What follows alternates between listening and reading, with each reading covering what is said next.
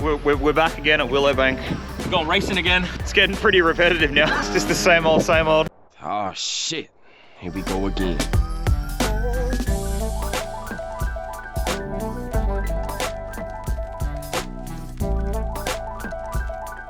We were just discussing before if that was you. Fancy seeing you guys at the drag strip. What's happening, buddy?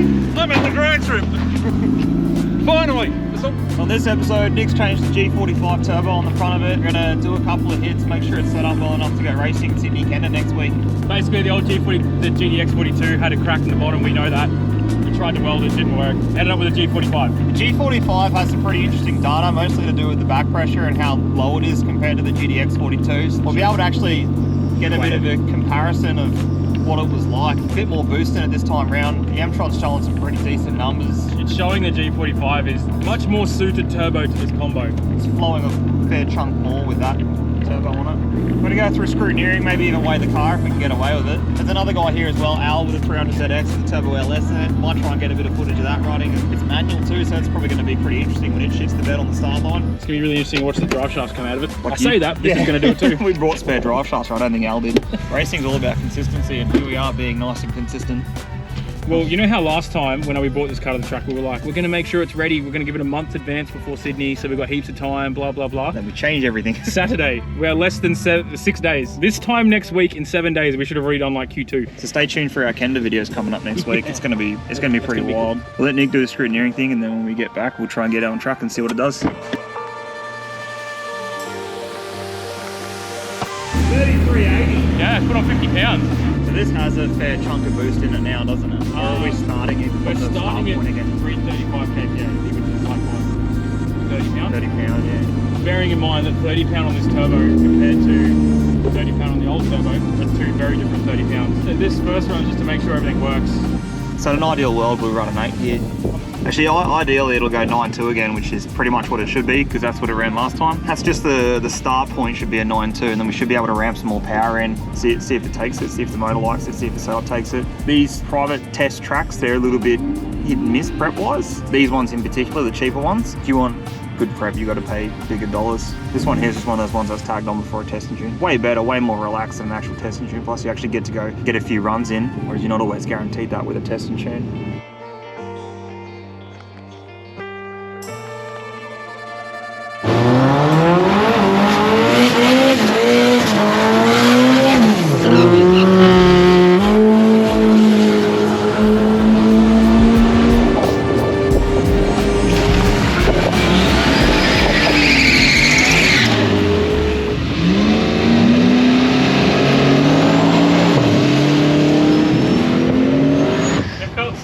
It was. And the only reason I stayed into it is because I was catching it. I was like, oh, this just feels slow. And then I look over and I'm like, second gear, short shifted it. And I'm like, second gear, look over and I'm like, no, I'll catch him. I'll catch him. 148 mile an hour? Yeah, that went 143. That was on, yeah, I don't know. We're going to have to look at the boost it ran. It was way too hot. The car itself was too hot.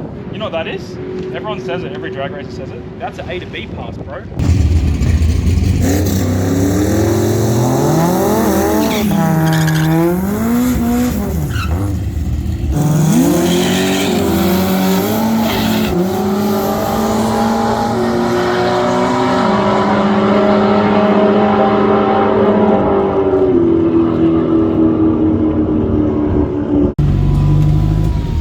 Misfire? No. Oh. It spun, so I was like, oh, I'll get some data in it. So I used to stay in for a bit and then get back off it. It went 596 at 120. That was a PB to the half. Oh, like, wow. and by a mile, 2 mile an hour too. What was your 60 for? 147? 147, that's a 570. I only got off it early so I didn't have to pull the chute. I was like, no, there's no point of packing the chute. If it's spun, there's no point of staying in it. So that's a PB by 500 to the half. Wow, this thing's awful jittering. Using my phone instead of the GoPro. What's the concoction that it's got in it this time, Nick? After that 951 and 118. Which went a PB in the 8, by the way. It went spot on the start line. It went 147, 60 foot, and went 596 at 120. So it went nearly a tenth slower than 60 than its PB, but it went half a tenth faster nearly to the 8. And I got off it thinking it wasn't very fast. We've now added more timing, added 2 degrees more timing, added some more boost. I don't know how much, but we've added some more boost. Took some more fuel out, so land is a little bit richer, a little bit leaner, not a lot, but just a little bit. But when you consider that first part of that pass, we added 3 degrees of timing and took out 0.02 land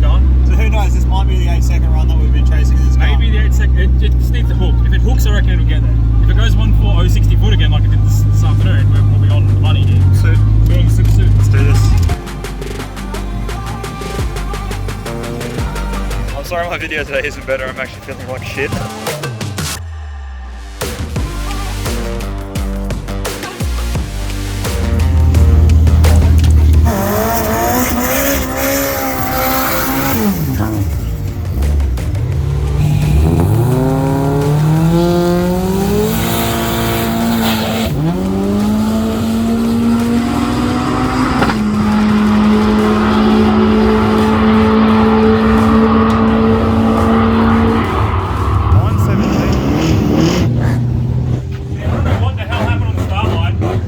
The thing up there for ages. It went, so it's supposed to have a launch control. Went to $7 grand, and I went, what the fuck? So I like hit this on the throttle, then I get out of the trans brake. Like I don't know what the hell I did. I was trying to. It went up to 6.5, instead of coming back down, it went over to 7. The trans is like 130 degrees. So I think that fan's not working. It's not working yet. 917 155. Yeah, I know. 700 to 600 to the half. That was 9.1 on the last run at 155 mile an hour. So we're getting up there and really, really close to running an 8. This run here, without pedaling it, pull a little bit of power out on the start line, see how she goes. I think the last run was like, what, a 1.5 or a 1.6, 64? 151. So if that could even go a 1.40, or even a fucking 1.49, it'll run an 8. It went 1.40 today. Yeah. Maybe when the sun, that's why I want to hit it now before the sun goes down, because the track's got a little bit of heat in it. Hopefully it doesn't zing on the start line this time and I can actually launch it. It's got another degree of timing in it too, doesn't it? Yeah, let's be honest, if it goes to 300 feet under power, yeah, it'll be there. Should be spicy, should be good. 155 mile an hour was a rush. That was cool. See what happens.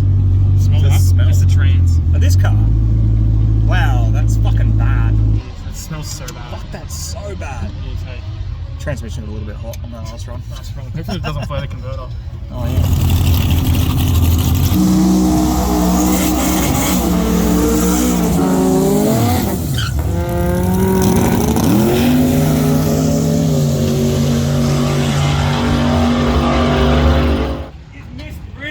Guess what the 60 foot was? 140? 134. 134? 1346. Holy shit. 374 to the 330. And it was missing before that. 6.1 at 90. Wow. God damn it, man. That's getting close to you. What the fuck? And I just went, I looked over, I'm neck and neck with old mate. I'm like, I know that's an 8-second car. I'm like, oh, it's killing me.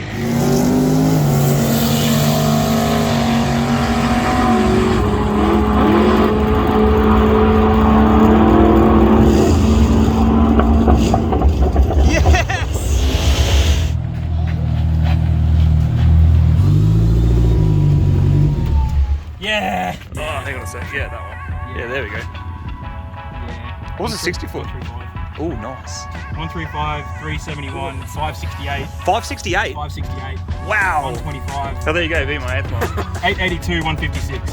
See, that was pretty much it. I wasn't exactly feeling the greatest last night. I'm still not feeling 100% today. When Alan, that Autospark 300ZX was bailing, I was pretty close to hitting him up for a lift home. Big congrats to Nick, of course, you know, running an 8-second pass in that Lexus. If we didn't come as close as we did on that 60-foot time on one of the runs prior to it, I would have probably just given up right then and there. We didn't have any of our regular camera people around, so it was a good night. I just wasn't really feeling up to it. Watching Nick go a 134 60-foot though really livens you back up a bit. Coming up next week, we've got Kenda. We'll be heading off down there on, I think, Friday morning. We'll have a fair bit of footage and a good episode coming up from that. People asking me how my car's coming along. It's not. That's the original 2J that I put in this thing a few years ago. The head's off with Yatla headworks, getting valves and a little bit of port work done, and a few other little bits and pieces we're fixing up. I'm finding a few issues from when I first started building it to come back to bite me in the ass now. Just things I didn't really know when I first started it. Yeah, stay tuned as Nick turns his car down and we run it at Sydney Kenda next week.